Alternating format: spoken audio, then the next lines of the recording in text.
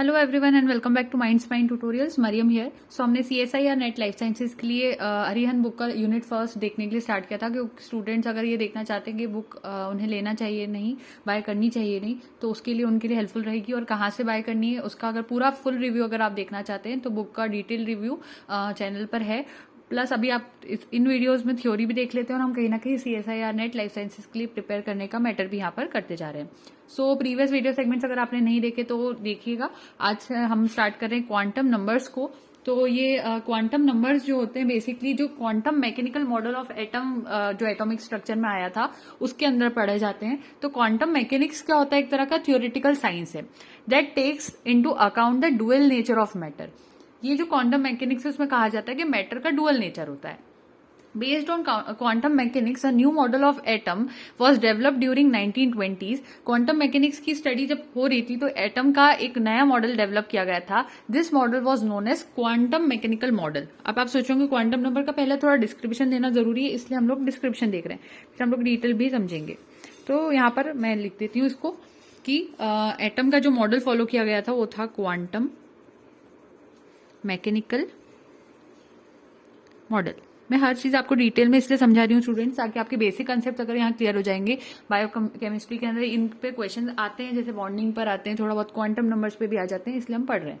तो quantum mechanical model आया था। In this model behaviour of the electron जो रहता है वो बताया कि एक एटम में जो बिहेवियर होता है, एटम में जो इलेक्ट्रॉन का बिहेवियर होता है वो डिस्क्राइब करने के लिए हमें एक इक्वेशन लगती है जिसको हम कहते हैं श्रोडिंजर वेव इक्वेशन। तो क्वांटम मैकेनिकल मॉडल जो आया था एटम के लिए उसमें इलेक्ट्रॉन का बिहेवियर एक्सप्लेन किया गया था। और इलेक्ट्रॉन का जो बिहेवियर होता है एटम में उसको एक्सप्लेन करने के लिए एक इक्वेशन थी जिसका नाम था श्रोडिंजर वेव इक्वेशन। श्रोडिंजर की स्पेलिंग क्या होती है? SCHRODINGER। श्रोडिंजर वेव इक्वेशन एक आई थी, श्रोडिंजर वेव इक्वेशन। उससे इलेक्ट्रॉन का बिहेवियर एटम में कैसा होता है क्वांटम मैकेनिकल मॉडल में उसको समझा जा सकता था, जो कि कुछ इस तरह से थी।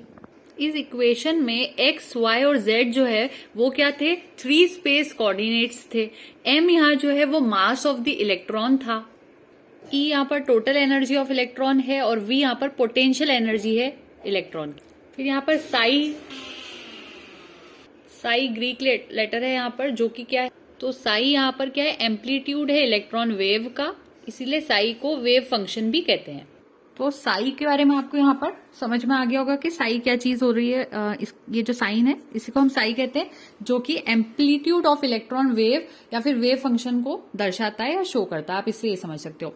अब क्या होता है ये साई को थोड़ा सा और एक्सप्लेन अगर मैं करूं यहाँ पर आपको, तो ये क्या चीज है कि जो इलेक्ट्रॉन होता है, जब इलेक्ट्रॉन क्या करता है? मूव करता है। फॉर एग्जाम्पल इलेक्ट्रॉन मूव करता है तो वो एसोसिएटेड रहता है किससे? कि उसमें वेव दिखाई देती है। ठीक है, जब इलेक्ट्रॉन मूव करता है तो उसमें क्या दिखाई देती है? वेव बनती हुई दिखाई देती है। और वेव बनती हुई दिखाई देती है इसी वजह से उस वेव के फंक्शन को शो करने के लिए, वेव फंक्शन को अगर हमें शो करना है तो उसके लिए हम साई का, जो कि ग्रीक लेटर है, उसका यूज करते हैं। तो साई इस टाइप से समझ में आता है हमें। अब ये जो कहना चाहिए साई होता है, ये इसको शॉर्ट में अगर सिर्फ डेफिनेशन आपसे कोई एक्सटर्नल पूछ ले तो आप कह देना कि एम्पलीट्यूड होता है ऑफ इलेक्ट्रॉन वेव। ये एम्पलीट्यूड होता है, इतना तो आप समझा सकते हैं, ये बात क्लियर होती है। तो इसका ये जो वर्ड है साई, इसका कोई फिजिकल सिग्निफिकेंस नहीं होता, ये भी पता होना चाहिए। नो फिजिकल सिग्निफिकेंस, कोई ऐसा कोई बेनिफिट हमें यहां देखने को नहीं मिलता है इसका। हाउएवर अगर इसी साई का स्क्वायर कर दिया जाए, ठीक है, इस साई का अगर हम स्क्वायर कर देंगे तो उसके पास फिजिकल सिग्निफिकेंस होता है। अब फिजिकल सिग्निफिकेंस आ जाएगा अगर आपने इसी लेटर का स्क्वायर कर दिया। फिर यहाँ पर मैं आपको थोड़ा सा कंसेप्ट दे देती हूँ ऑर्बिटल्स के बारे में, क्या होता है ऑर्बिटल्स। हम अच्छे से डिटेल में चले जाएंगे सीएसआई या नेट के कोर्स में स्टूडेंट्स, लेकिन ये शुरू का केमिस्ट्री वाला पोर्शन सभी को आना चाहिए, चाहे वो जूलॉजी से ज्यादा बिलोंग करते हो या बॉटनी से बिलोंग करते हो। केमिस्ट्री के स्टूडेंट्स ही क्यों ना हो सभी को आना चाहिए। केमिस्ट्री वाले स्टूडेंट्स को तो और डिटेल में, केमिकल साइंस जो लेते हैं उनको और डिटेल में आता है, लेकिन लाइफ साइंसेज स्टूडेंट्स को थोड़ा बहुत जितना डिटेल में आना चाहिए, जितना बुक में भी मेंशन्ड है, तो मैं उसको एक्सप्लेन कर रही हूँ। बुक में हालांकि ऑर्बिटल्स और ये साई, श्रोडिंजर इक्वेशन इसके कंसेप्ट नहीं है, लेकिन मैं आपको इसलिए एक्स्ट्रा बता रही हूँ कि अगर मान लीजिए कुछ भी आप आपको एक्सटर्नल्स भी आपके क्वेश्चन पूछ ले तो आपको आना चाहिए। अब ऑर्बिटल का कंसेप्ट देखते हैं कि एक ऑर्बिटल जो होता है उसको डिफाइन किया जाता है as the region of space around the nucleus where the probability of finding an electron is maximum, जो कि 90 से लेकर 95% तक हो सकती है। फॉर एग्जाम्पल ये कोई एटम है, ये एटम का न्यूक्लियस है बीच में, तो इस न्यूक्लियस के आसपास एक रीजन ऑफ स्पेस होता है, न्यूक्लियस के आसपास एक रीजन ऑफ स्पेस होता है जहां पर इलेक्ट्रॉन मिलने की जो प्रोबेबिलिटी होती है वो मैक्सिमम होती है। सबसे ज्यादा इलेक्ट्रॉन अगर कहीं ज्यादा से ज्यादा पाए जा सकते हैं वो इसी स्पेस में पाए जा सकते हैं। 90 से लेकर 95% तक की प्रोबेबिलिटी हो सकती है कि इलेक्ट्रॉन यहां पर ही पाए जाएंगे। तो ये जो एरिया होता है न्यूक्लियस के आसपास जहां पर इलेक्ट्रॉन मैक्सिमम तौर पर पाए जाते हैं उस एरिया को हम कहते हैं ऑर्बिटल्स। सो ये ऑर्बिटल का कंसेप्ट था। अब आप सोच रहे होंगे कि ये ऑर्बिट के बारे में जो हम बात कर रहे थे वही ऑर्बिटल होते हैं, नहीं, ऑर्बिटल अलग चीज होती है और ऑर्बिट की अगर मैं बात कर रही हूँ, सिर्फ ऑर्बिट्स वर्ड अगर मैं यूज कर रही हूँ तो इसका मीनिंग अलग हो जाता है। ऑर्बिटल्स तो मैंने अभी आपको बता दिया क्या होते हैं। अब ऑर्बिट्स क्या होते हैं, जब मैं आपको बोहर का मॉडल बता दी थी तो मैंने बताया था कि एटम जो होता है, एटम, तो एटम के अंदर क्या मतलब जहां पर इलेक्ट्रॉन उसमें मतलब फॉर एग्जाम्पल ये न्यूक्लियस है और उसके आसपास ये कुछ शेल्स जैसे हैं, उन शेल्स में इलेक्ट्रॉन मैंने बात की थी कि रिवॉल्व करते हैं, तो वो जो रिवॉल्व करने वाली प्लेसेस थी, वो जो रास्ते थे, उनको हम कहते हैं ऑर्बिट्स, जिसका कंसेप्ट हमने बोहर के मॉडल में देखा था। लेकिन जब हेजनबर्ग आए तो हेजनबर्ग ने कहा कि ठीक है ऑर्बिट्स का कंसेप्ट तो है, लेकिन संभावना सबसे ज्यादा जिस एरिया की हम बात करें जहां इलेक्ट्रॉन सबसे ज्यादा मिल जाएगा, इलेक्ट्रॉन रिवॉल्व जहां करता है वो ऑर्बिट है, लेकिन जहां सबसे ज्यादा इलेक्ट्रॉन पाए जाएगा वो एरिया न्यूक्लियस के आसपास जो होता है उसको हम कहते हैं ऑर्बिटल्स। तो ऑर्बिटल्स और ऑर्बिट्स के अंदर आपको डिफरेंस आ गया होगा। अब ऑर्बिट के पॉइंट्स आप यहाँ से लिख सकते हो चाहो तो, कि एक वेल डिफाइंड सर्कुलर पाथ है followed by revolving electron around the nucleus. It represents planar motion of an 2 electron. The maximum number of electrons in an orbit is 2n square where n stands for number of the orbit. Orbits का shape circular होता है। Orbits non directional होते हैं character में, hence they can not explain shapes of molecules. Concept of well defined orbit is against Heisenberg principle. वहीं orbital के अंदर points आते हैं कि रीजन स्पेस होती है around the nucleus of the atom where the electron is most likely to be found. It represent 3 dimensional motion of an electron around nucleus. Orbital can not accommodate more than 2 electrons. Orbitals have different shapes. Example, अच्छा वो एक point, example s orbital, p orbital, dumbbell shape अलग हो सकते हैं। Orbitals except s orbitals have directional character and hence they can account for shapes of molecule. Concept of orbital is in accordance with Heisenberg's principle. ये सारी बातें आपको orbitals के बारे में मिल जाती है, यहाँ से नोट्स मिल गए। अब फाइनली हमारे पास आ जाता है टॉपिक क्वांटम नंबर्स। तो क्वांटम नंबर्स को समझने के लिए आपको ऑर्बिटल्स क्या होते हैं वो समझ में आना जरूरी था, इसलिए मैंने ऑर्बिटल का कंसेप्ट यहाँ पर डाल दिया था। जैसे ऑर्बिटल वर्ड आपको यहाँ दिखेगा तो उसको समझने के लिए उसको समझना जरूरी था। तो ये ऑर्बिटल्स और ऑर्बिट्स क्या होते हैं समझ लिया। अब पहले मैं अपने आपको नोट्स से बनाकर समझाती हूँ क्वांटम नंबर्स को, फिर हम बुक का नॉलेज भी ले लेंगे। क्वांटम नंबर्स, ठीक है, क्वांटम नंबर्स। तो in order to specify energy, size, shape and orientation of the electron orbital 3 quantum numbers are required. अगर आपको एनर्जी, साइज, शेप और ओरिएंटेशन निकालना है इलेक्ट्रॉन ऑर्बिटल का तो आपको 3 क्वांटम नंबर्स की जरूरत पड़ती है। क्वांटम नंबर्स होते हैं जो कि क्या करने में हेल्प करते हैं हमें, एनर्जी, साइज, शेप और ओरिएंटेशन फाइंड आउट करने में हेल्प करते हैं। किसकी, इलेक्ट्रॉन के ऑर्बिटल की। वो जो अभी ऑर्बिटल वाला बात हमने की ना, ये जो ऑर्बिटल होते हैं, तो इन ऑर्बिटल के अगर आपको एनर्जी निकालनी है, इनका साइज पता करना है और इनका शेप भी पता करना है, इनका ओरिएंटेशन कैसा है वो भी आपको पता करना है, तो इन सभी चीजों को पता करने के लिए आपको क्वांटम नंबर्स की जरूरत पड़ती है, जो कि 3 ऐसे क्वांटम नंबर्स होते हैं जो कि आपको रिक्वायर्ड होते हैं। हर ऑर्बिटल किसी एटम में अगर आप देखोगे, फॉर एग्जाम्पल ये एक एटम है, हर ऑर्बिटल की अगर आप किसी एटम में बात करते हो तो वो डेजिग्नेटेड होता है by 3 set of quantum numbers. 3 set of quantum numbers को भी मैं एक्सप्लेन भी करूंगी, उनसे ही आप उसको डेजिग्नेट कर सकते हो। यानी कि जैसे एड्रेस होता है किसी का एरिया, मतलब कोई इंसान कहीं रहता है, इंदौर में रहता है फॉर एग्जाम्पल, या वो रहता है मध्य प्रदेश के अंदर, तो ये सारी डिटेल्स अगर हो जा रही है, फॉर एग्जाम्पल अगर हम और डिटेल में बात करें तो कोई इंसान है जो यूपी में रह रहा है, तो कहाँ, लखनऊ में रह रहा है। उसी तरह से अगर नीचे केरला वाला पोर्शन है वो वहां रह रहा है, या ऊपर हम नॉर्थ की तरफ जाए तो नॉर्थ के अंदर कश्मीर वाला एरिया है वहां रह रहा है। तो ये सारी जगह अगर हम बात कर रहे हैं वो कोई एक स्टेट में रह रहा है, स्टेट में कौन सी डिस्ट्रिक्ट में रह रहा है, डिस्ट्रिक्ट से हम और आगे डिटेल में बात करें कौन सा उसका रेसिडेंसी एरिया है, सारी हम बात करें तो वो सारी चीजों को हम कहते हैं कि ऐसे अगर हम डिटेल में एटम की बात करना चाह रहे हैं तो उसको हम कहते हैं क्वांटम नंबर्स। और अगर हम वही बात करते हैं किसी इलेक्ट्रॉन को डेजिग्नेट करना है तो वहां पर सेट ऑफ 4 क्वांटम नंबर्स की रिक्वायरमेंट होती है। तो अगर आपको एटम को डेजिग्नेट करना होता है, ये बहुत इंपॉर्टेंट है, ध्यान से सुनना, अगर आपको एटम को डेजिग्नेट करना है तो आपको 3 क्वांटम नंबर्स की जरूरत पड़ती है। वहीं कभी अगर आप किसी इलेक्ट्रॉन को डेजिग्नेट करना चाह रहे हैं तो वहां पर आपके पास 4 सेट ऑफ क्वांटम नंबर्स आते हैं जिससे आप उस इलेक्ट्रॉन को डेजिग्नेट कर सकते हैं। तो ये डिफरेंस को बिल्कुल नहीं भूलना है कि एटम में 3 की जरूरत होती है और इलेक्ट्रॉन में 4 क्वांटम नंबर्स की जरूरत होती है। तो इलेक्ट्रॉन सही जगह पर हमें इलेक्ट्रॉन को किसी को ढूंढना है तो अगर उसके क्वांटम नंबर्स चारों हमें पता है तो आराम से हम उस इलेक्ट्रॉन को ढूंढ सकते हैं। समझ में आ रही है बात? और 3 में तो नाम है ही, 4 में अगर कोई नाम पूछ ले तो पहला होता है प्रिंसिपल क्वांटम नंबर, PQN लिख रही हूं मैं, अभी डिटेल बता दूंगी। सेकंड होता है एजीमुथल क्वांटम नंबर। तीसरा यहां पे लिख देती हूँ मैग्नेटिक क्वांटम नंबर, एजीमुथल लिख दिया, मैग्नेटिक क्वांटम नंबर। और चौथा होता है स्पिन क्वांटम नंबर। समझ में आई बात? तो अब मैं डिटेल में प्रिंसिपल क्वांटम नंबर में जाऊं उससे पहले हम बुक का टेक्स्ट अब देख लेते हैं यहाँ पर फाइनली। तो क्वांटम नंबर्स का टेक्स्ट यहाँ पे लिखा गया है, the quantum numbers are nothing but the details that are required to locate an electron in an atom. अगर आपको इलेक्ट्रॉन को लोकेट करना है किसी भी एटम में तो आपको जो डिटेल्स लगेगी उसी को हम क्वांटम नंबर्स कहते हैं। These orbitals are designated by set of numbers known as quantum numbers. अगर ऑर्बिटल्स को डेजिग्नेट करना है आपको तो आपको क्वांटम नंबर्स की जरूरत पड़ती है। ऑर्बिटल्स क्या होता है आपको पता है। In order to specify energy, size, shape and orientation of the electron orbital 3 quantum numbers are required, these are discussed below. अगर आपको किसी भी मतलब इलेक्ट्रॉन ऑर्बिटल के एनर्जी, साइज, शेप, ओरिएंटेशन इनको स्पेसिफाई करना है तो आपको 3 क्वांटम नंबर्स की जरूरत पड़ती है, जैसे कि अभी मैंने कहा था आपको। तो ये डिटेल्स आपको पता होना चाहिए थी। इलेक्ट्रॉन ऑर्बिटल के लिए आपको ये सब पता होना था। अब दूसरा होता है प्रिंसिपल क्वांटम नंबर, जो कि पहला क्वांटम नंबर होता है, डिटेल में देख रहे हैं। तो ये जो प्रिंसिपल क्वांटम नंबर होता है स्टूडेंट्स, ये मोस्ट इंपॉर्टेंट होता है, मोस्ट इंपॉर्टेंट। मैं यहाँ लिख रही हूँ शॉर्ट में, कुछ नोट्स मेरे ऐड कर रही हूं मैं यहाँ पर। मोस्ट इंपॉर्टेंट क्वांटम नंबर जो होता है उसी को हम प्रिंसिपल क्वांटम नंबर कहते हैं, जो कि n से रिप्रेजेंट किया जाता है। It determines to a large extent the energy of an electron. इससे आप एनर्जी जो होती है इलेक्ट्रॉन की, लार्ज एक्सटेंट पे कितनी एनर्जी है उस इलेक्ट्रॉन से रिलेटेड, वो आप पता कर सकते हो। तो मेनली किसके लिए काम करता है? लार्ज एक्सटेंट ऑफ एनर्जी के लिए काम करता है।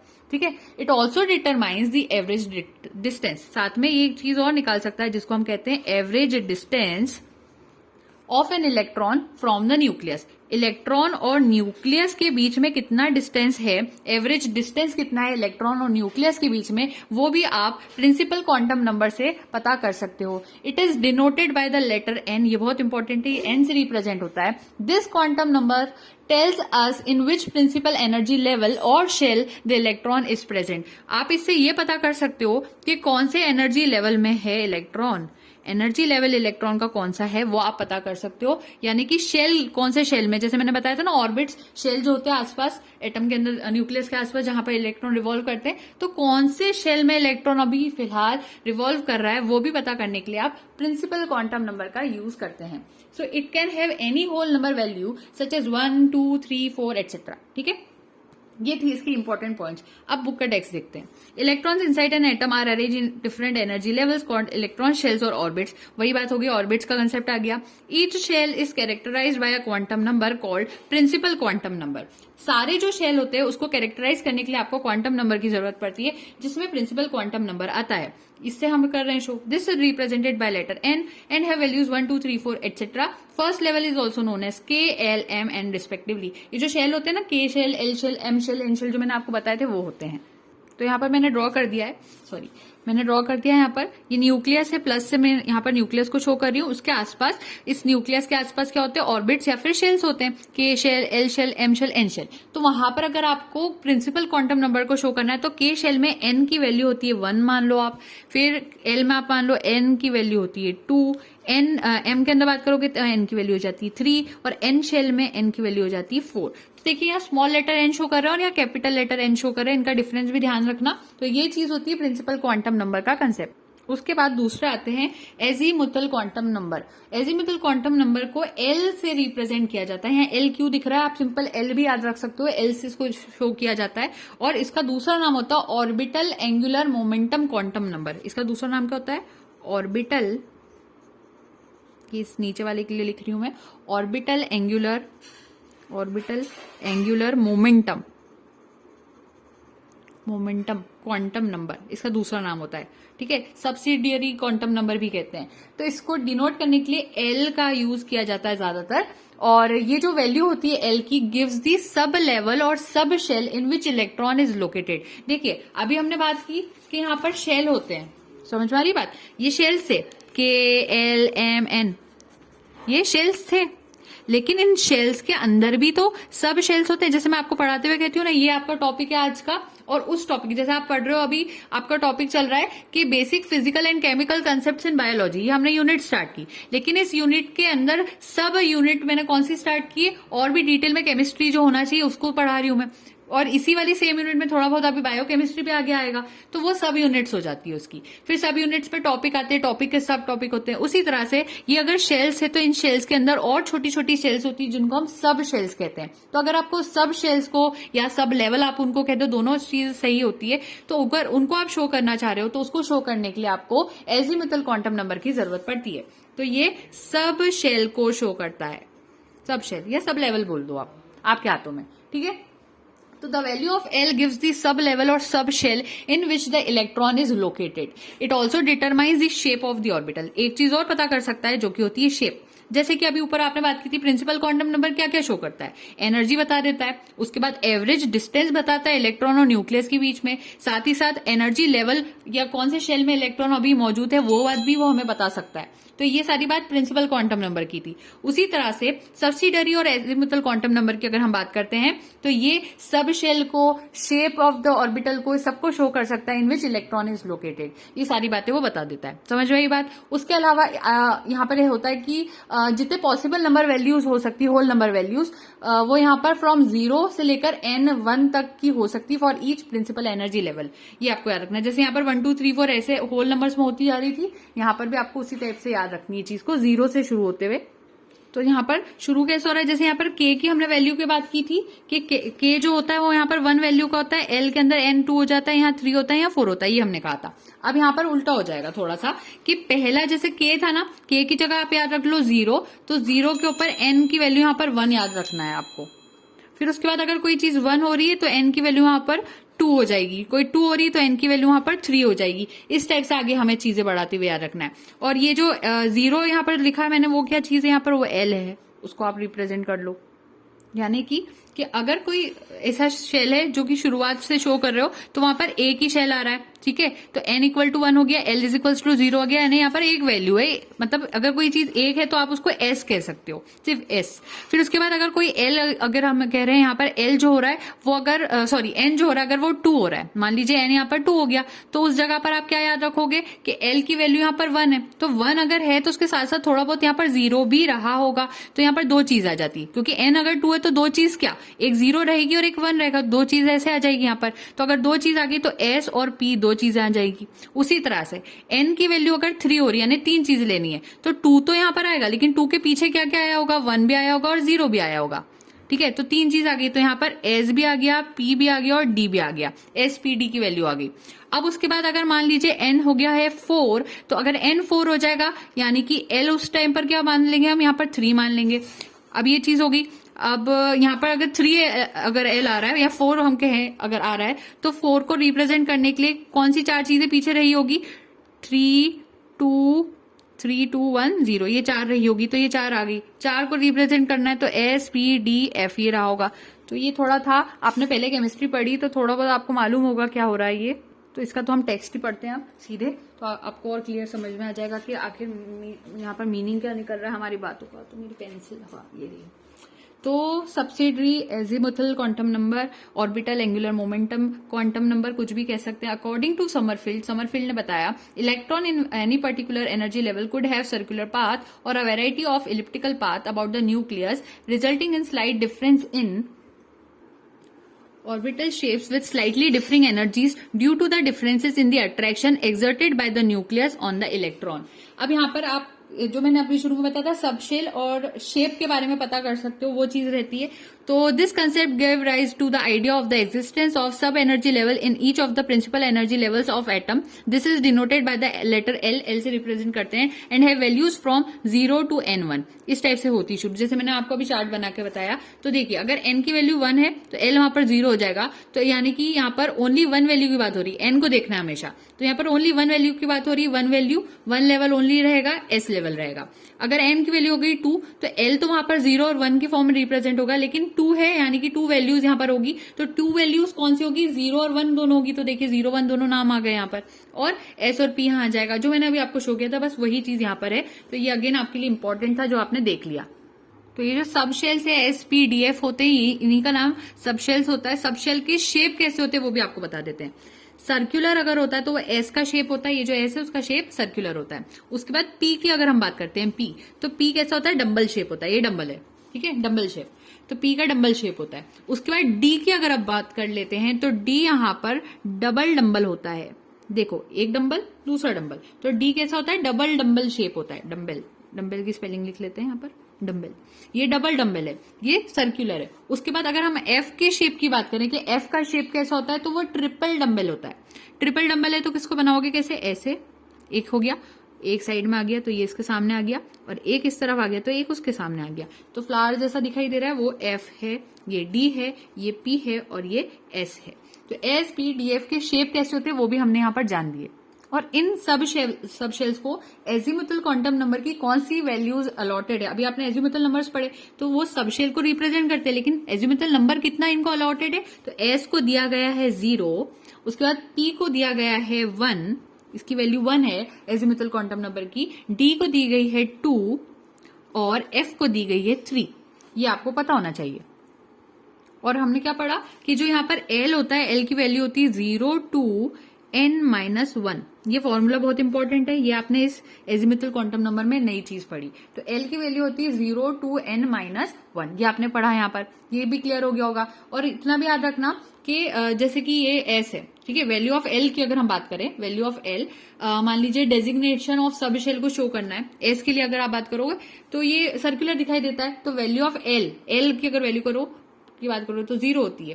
वही एजीमुथल क्वांटम नंबर, उसी को एल कह रहे हैं. इसकी 1 होती है, भूलना नहीं है. डी की 2 होती है, एफ की 3 होती है. अगर कोई आगे पूछे कि एफ के बाद जी वाला भी तो आता है, तो जी जो सब शेल होता है उसके लिए एल की वैल्यू क्या होती है? तो जी के लिए आपको पता होना चाहिए 4 होती है. एक्स्ट्रा नॉलेज है, जी के लिए 4 होती है. एच के लिए कोई पूछ ले क्या होती है, तो एच के लिए 5 होती है. उसके बाद कोई पूछ ले कि आई के लिए कितनी होती है, तो आई के लिए 6 होती है एल की वैल्यू. ये सारी वैल्यूज किसकी है? एल की बात कर रहे हैं हम, तो ये एल की वैल्यूज होती है. जी के लिए 4, एच के लिए एस, आई के लिए 6. तो अभी तक तो मैंने 4 का तो शेप बताया, फिर आप सोच रहे होगे इनके शेप्स की बात करिए तो वो क्या होती है? तो बहुत कॉम्प्लेक्स शेप्स होते हैं, इसलिए हम उसको बस कॉम्प्लेक्स लिखकर यहाँ पर छोड़ देते हैं. तो यहां से आपको अब इतना क्लियर हो गया होगा कि अगर orbital angular momentum quantum number या फिर एजीमुथल क्वांटम नंबर, उसमें अगर आप सब शेल्स बना रहे हो, तो अगर n की वैल्यू 1 है तो वहां पर एक सब शेल होता है तो उसको 1s कहते हैं, रिप्रेजेंट करने के लिए 1s कहते हैं.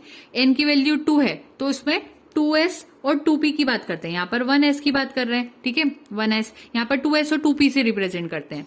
spd है, 3 आ गए तो इसको 3s, 3p और 3d ऐसे रिप्रेजेंट करते हैं. एसपीडीएफ है तो 4s, 4p, 4d और 4f ऐसे रिप्रेजेंट करते हैं. तो इस टाइप से डायग्राम भी बनता है.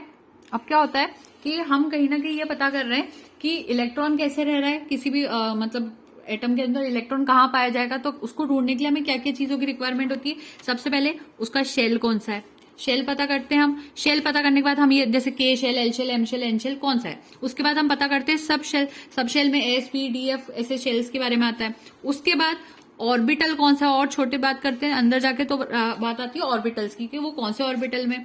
उसके बाद बात आती है स्पिन की, यानी वो सीधा घूम रहा है या उल्टा होकर घूम रहा है, उसको कहते हैं स्पिन. तो इतनी चीजों को हम देखते हैं इलेक्ट्रॉन के अंदर. शेल देखते हैं, फिर सब शेल देखते हैं, ऑर्बिटल देखते हैं और फिर स्पिन देखते हैं. जैसे ये ऐसी बात होगी कि कोई इंसान कौन सी सिटी में रह रहा है, फॉर एग्जांपल वो विशाखापट्टनम वाले एरिया में रह रहा है तो वहां पर उसकी सिटी बताइए.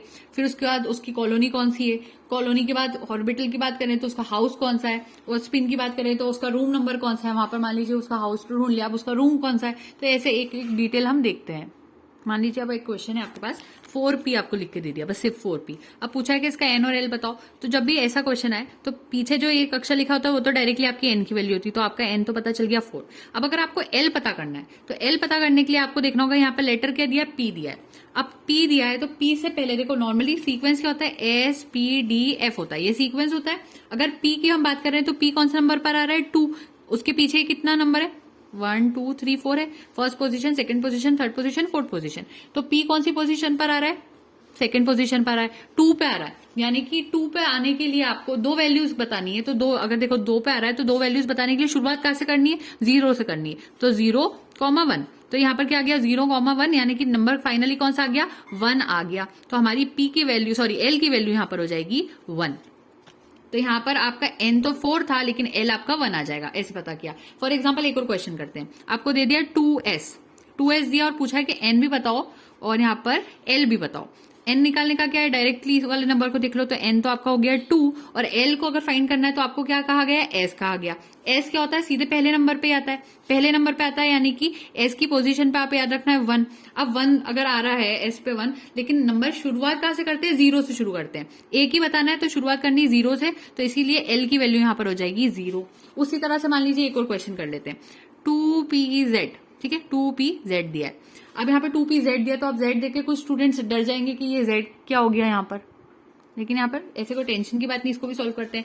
n की वैल्यू अगेन हो जाएगी 2 और p कहा गया, p कहा गया तो अगेन p के आने तक हमें कैसे याद करना है कि p जो है वो आता है सेकंड पोजीशन पे, सेकंड पोजीशन पे आता है, यानी दो नंबर्स को बताना है। तो एक हो जाएगा 0, कॉम हो जाएगा 1, तो इसलिए 1 आ गया। तो p की वैल्यू यहाँ पर अगेन, सॉरी l की वैल्यू, p की नहीं कहना चाहिए, l की वैल्यू अगेन हो जाएगी 1। उसके बाद एक और क्वेश्चन करते हैं, बहुत इजी है, इस पे आ जाए अगर क्वेश्चन तो कर पाएंगे आप, कुछ भी नहीं लगेगा। 4dx 2 माइनस y स्क्वायर, ठीक है, इतना नंबर दे दिया। अब आप कहेंगे ये तो और कॉम्प्लिकेटेड दिख रहा है, नहीं, हमें सिर्फ n को देखना है, n तो हो गया 4, और सिर्फ अक्षर को देखना है तो अक्षर है d अगर अक्षर है तो d तक आने के लिए हमें क्या क्या लगेगा, s p d, यानी कि d की पोजीशन कितनी होगी, 3 होगी। 3 नंबर्स बनाने तो 0, 1, 2 इतना आ जाएगा। लास्ट क्या आ रहा है, 2 आ रहा है, तो d अगर 2 पे आ रहा है तो l की वैल्यू क्या हो जाएगी, 2 हो जाएगी। ये आपने सॉल्व कर लिया, इतना इजी था। उसके बाद अगर फिर से अगर ऐसे ही क्वेश्चन आ जाए 4dz स्क्वायर, ठीक है, अगेन यहाँ पर भी n की वैल्यू 4 और d के लिए आपने याद कर लिया, d पे l हमेशा कितना याद रखना है आपको, 2 याद रखना है। हो गया सॉल्व, ऐसे सॉल्व हो जाएगी हर तरह के क्वेश्चंस। सॉरी यहाँ शायद शो नहीं हुआ होगा प्रॉपर्ली, तो ये देखो n इक्वल टू 4, d की वैल्यू लाने के लिए आपको s p d ऐसे 3 आओगे तो 3 आ जाएगा, 3 आया तो 0, 1, 2, l की वैल्यू हो गई 2। तो अभी आपको लर्न हो चुका होगा कि कैसे एजिमुथल क्वांटम नंबर देखना थे। अब आती बात मैग्नेटिक क्वांटम नंबर की। इसको रिप्रेजेंट करने के लिए m1 से शो करते हैं। This quantum number which is denoted by m refers to the different orientations of electron cloud in a particular subshell. अगर आपको डिफरेंट ओरिएंटेशन पता करना है इलेक्ट्रॉन क्लाउड के अंदर, इलेक्ट्रॉन क्लाउड का पर्टिकुलर सबशेल में, जैसे एसपीडीएफ सबशेल है ना, उसमें अगर आपको पता करना है कि इलेक्ट्रॉन का जो क्लाउड होता है उसका ओरिएंटेशन किस तरह से, यानी कि डिफरेंट ओरिएंटेशन को ही हम ऑर्बिटल यहाँ पर कह रहे हैं, तो वो किस ओरिएंटेशन में रह रहा है उसको हम ऑर्बिटल कहते हैं। अगर आप वो पता करना चाहते हो तो आप मैग्नेटिक क्वांटम नंबर से पता करते हो उसको। तो यहाँ पर आप ओरिएंटेशन को पता करते हो, orientation of electron cloud, orientation of electron cloud को आप पता करते हो यहाँ पर, जिसको हम ऑर्बिटल भी कहते हैं दूसरे शब्दों में। तो ऑर्बिटल पता करने के लिए मैग्नेटिक क्वांटम नंबर का यूज होता है, और इसके अंदर हमेशा एक टेबल आती है। अब टेबल कैसी होती है यहाँ पर, एस पी डी एफ, ये क्या है आपके, ये आपके सब शेल्स है, सब शेल्स। उसके बाद वैल्यू ऑफ 1 की बात कर दी जाती है, वैल्यू ऑफ 1। तो S यहाँ पर होता है 0, P यहाँ पर होता है 1, D की वैल्यू होती है 2, उसके बाद F की वैल्यू, एक मिनट कुछ गड़बड़ हो रही है, अच्छा मैं G का भी बना ही देती हूँ, इसके साथ एक और एक्स्ट्रा आ जाएगा तो अच्छा रहेगा। फिर उसके बाद F की वैल्यू होती है 3, उसके बाद G की वैल्यू होती है 4। ये होगी 1 2 3 4, 0 से शुरुआत की थी, अब यहाँ से ये याद रखना। अब इसमें नंबर ऑफ ऑर्बिटल की बात की जाती है, नंबर ऑफ ऑर्बिटल, ऑर्बिटल्स भी लिख सकते हो, जिसको 2l + 1 से रिप्रेजेंट किया जाता है, 2l + 1 से रिप्रेजेंट किया जाता है। तो इसमें क्या क्या आ जाता है, s की वैल्यू में आ जाता है 1, उसके बाद p में आ जाता है 3, उसके बाद 5 आता है d के अंदर, f के अंदर आता है 7, ये आपको याद करना पड़ेगा, और g में आता है 9। तो 1 3 5 7 g, ये जरूर याद करना है, ये नंबर ऑफ ऑर्बिटल्स का शो करने के लिए होता है। तो इसी से अब हम यहाँ पर मैग्नेटिक क्वांटम नंबर को समझेंगे। तो ऑर्बिटल होते ही वही है कि जहां पर मैक्सिमम या प्रोबेबिलिटी देखने को मिलती है, चांसेस देखने को मिलते हैं, जहां पर इलेक्ट्रॉन पाया जाएगा। हमने शुरू में पढ़ा था ऑर्बिटल के बारे में, तो उससे हम ये पता कर सकते हैं कि अगर आपने ऑर्बिटल तो मतलब आपने मान लीजिए सबशेल तो पता कर लिया, फॉर एग्जाम्पल पी सबशेल है, लेकिन पी सबशेल अगर डंबल का शेप रखता है तो उस डंबल के अंदर कहां पर इलेक्ट्रॉन होगा, तो वहां पर कोई एक एरिया होगा, प्रोबेबिलिटी एरिया, उस जगह पर इलेक्ट्रॉन रहेगा, वही ऑर्बिटल कहलाएगा। तो मैग्नेटिक क्वांटम नंबर का टेक्स्ट है, स्ट्रॉन्ग मैग्नेटिक फील्ड अगर कोई है of in a strong magnetic field a subshell is resolved into different orientations in space. अगर स्ट्रॉन्ग मैग्नेटिक फील्ड है तो एक सबशेल को रिजॉल्व करा जा सकता है और अच्छे से समझा जा सकता है डिफरेंट ओरिएंटेशन इन स्पेस के through. This orientations are called orbitals having slight differences in energy, energy में थोड़ा डिफरेंस आता है। This explains the appearance of additional lines in atomic spectra produce when atoms emit light in magnetic field. जब magnetic field में देखते हैं हम तो एटम्स क्या करते हैं, लाइट को इमिट करते हैं, तो तब हम इनको देख पाते हैं ऑर्बिटल्स को। Each orbital is designated by a magnetic quantum number m and its value depend on the value of l। The values are minus l से, मतलब l से रिप्रेजेंट होती है, -l to 0 to +1 and these values are 2l+1, जैसे मैंने अभी आपको बताया था। अब इसको समझ लेते हैं। यहाँ पर अगर m की वैल्यू अगर 0 है, ठीक है, सॉरी l की वैल्यू अगर 0 है, अब ऊपर आपने समझ लिया था कि l 0 क्या होता है, उसका मीनिंग आपको पता है। उससे पहले आपने n से कनेक्ट करके समझा था, प्रिंसिपल क्वांटम नंबर को n से रिप्रेजेंट किया था। उसके बाद हम आए थे एजीमुथल क्वांटम नंबर को, जिसको हमने l से रिप्रेजेंट किया था। तो हर फॉर्मूला कनेक्टेड है पिछले वाले से यहाँ पर। तो अब हमारे पास यहाँ पर अगेन कैसी चीजें हो रही है कि अगर मतलब जैसे अगर आप एक टेबल समझोगे तो यहाँ पर अगर 0 है तो इस तरफ प्लस जितने होंगे उस तरफ माइनस को भी आपको काउंट करना है। फॉर एग्जांपल पहला अगर l = 0 है तो उस जगह पर m की वैल्यू होती है 0। अब वैल्यू अगर 0 है तो 0 पे 0 ही रहेगा। उसके बाद अगर l की वैल्यू 1 है तो l की वैल्यू 1 अगर जैसी आएगी तो आपको दोनों तरफ, एक तरफ -1 को डिनोट करना होगा, एक तरफ +1 को भी डिनोट करना होगा, क्योंकि L1 आपने कहा। तो टोटल चीजें कितनी हो गई आपके पास, 3 वैल्यूज हो गई।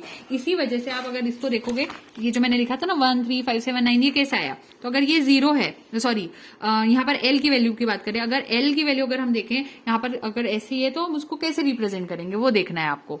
तो ये रिप्रेजेंटेशन है। उसी तरह से आगे बढ़ते हैं हम। l की वैल्यू अगर 2 है, यानी कि आपको 2 दोनों तरफ बनाना है, तो पहले आएगा, देखो इस 0 के पीछे आएगा एक -1, एक आएगा -2, तो 2 चीजें होगी। फिर इस तरफ देखोगे तो +1 आएगा, फिर एक आएगा +2, ये ऐसे सीरीज बनी पूरी। अब टोटल वैल्यूज को गिनो, 1 2 3 4 5, सो 5 वैल्यूज हो गई, यानी कि 5 ऑर्बिटल्स आ जाएंगे। उसी तरह से अगर l की वैल्यू 3 है तो l को अगर 3 रिप्रेजेंट करना है, यानी 3 दोनों तरफ डालना है, तो 0 बीच में आ गया, 1 2 3 ++, और इस तरफ देखोगे तो -1 -2 -3, इस तरह से 3 चीज आ गई। तो अब टोटल आपके पास वैल्यूज कितनी होगी, 7 वैल्यूज होगी। तो ऐसे करके आप ऑर्बिटल्स पता कर सकते हो। अगर आपको l पता हो वहां पर तो आप m पता कर सकते हो।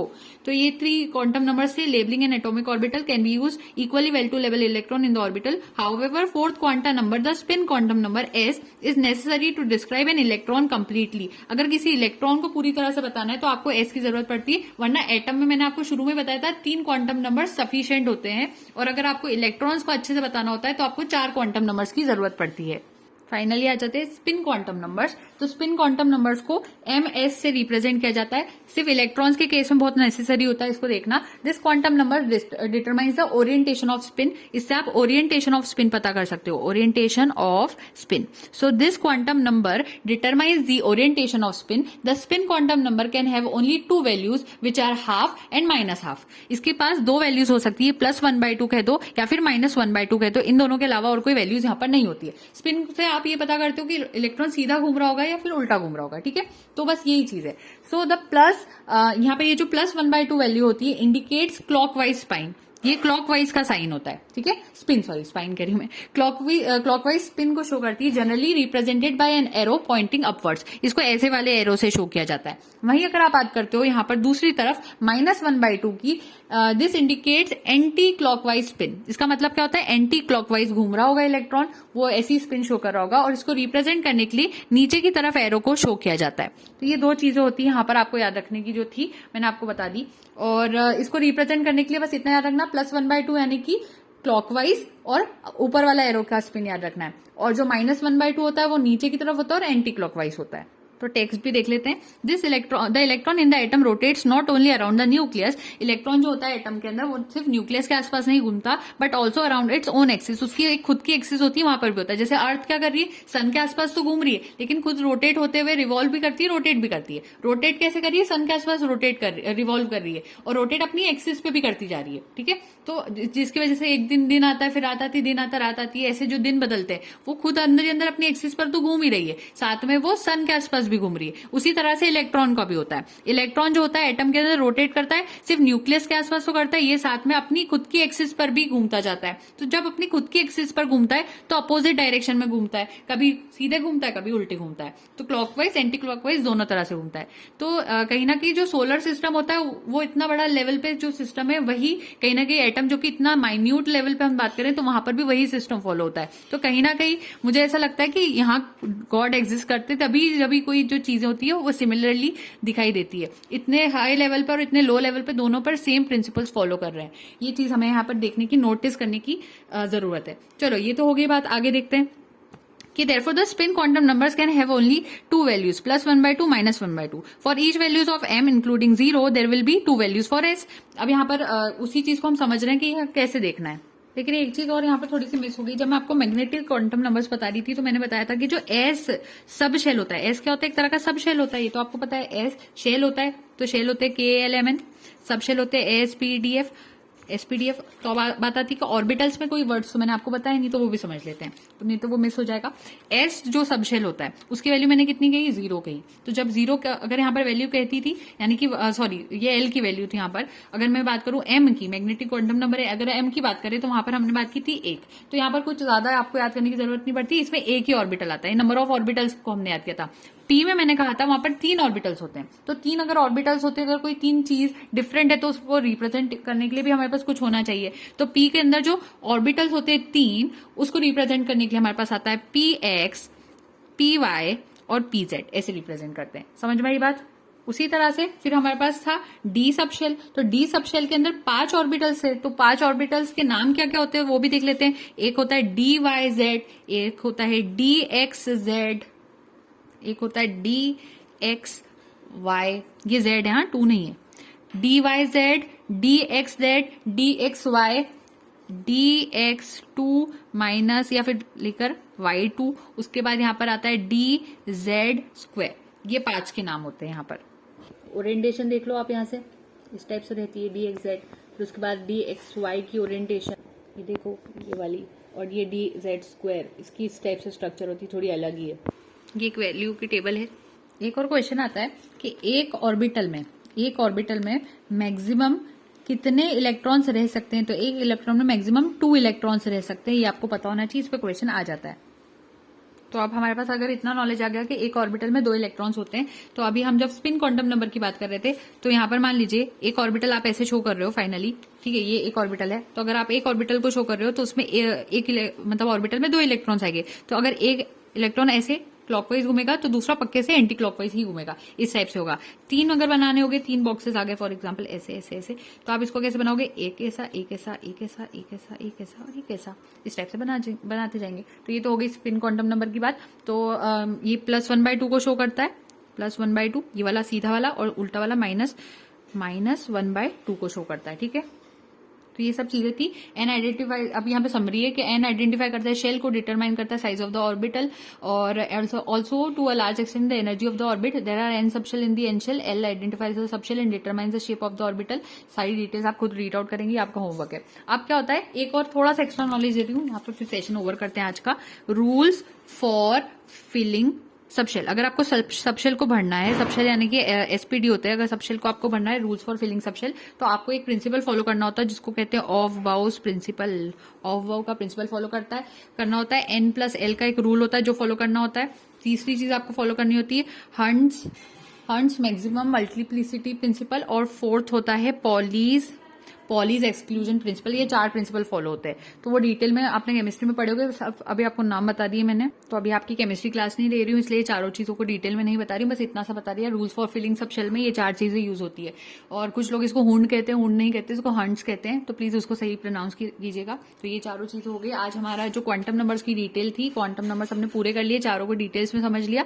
उसके बाद नेक्स्ट टॉपिक हमारे पास आएगा शेप और बाउंड्री सर्फेस ऑफ ऑर्बिटल्स। तो देख सकते हैं, ठीक है, ये ऐसे रहेगा। तो एस ऑर्बिटल की डिटेल है यहाँ पर। उसके बाद आती है पी ऑर्बिटल्स की डिटेल, सॉरी ये थोड़ा सा उड़ रहा है पेज हमारा। उसके बाद आती है अगेन सॉरी डी ऑर्बिटल्स की डिटेल, ये आपके सामने। तो तीनों को भी मैंने बता ही दिया आपको आज के लेक्चर में, एस पी डी को कैसे डिटेल में बताना है, तो वो इसलिए मैं ये टेक्स्ट आपको एक्सप्लेन नहीं कर रही हूँ। इसके बाद नेक्स्ट जो लेक्चर रहेगा हमारा आएगा केमिकल बॉन्डिंग के ऊपर। तो केमिकल बॉन्डिंग से स्टार्ट करेंगे। Thank you so much and don't forget to like share and subscribe. Happy learning.